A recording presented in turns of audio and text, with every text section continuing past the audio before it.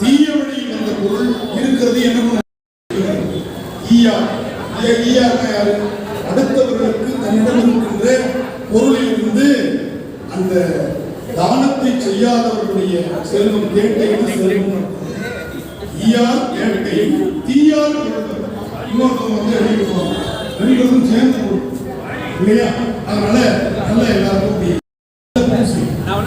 வழிபாடு செய்வாருக்கு பூ உண்டு நீர் உண்டு சரம் பூவோடு தூபம் மறந்தறியே இதோடு செய்வார்கள் மறந்தறியே பாட்டு படி வழிபாடு பண்ணிடல. பூசலார் நாயனார் எந்த கோவில் போய் கட்டினார்? பூசலார் நாயனார் எங்க போய் 16 அப்படியே பூசலார் நாயனார்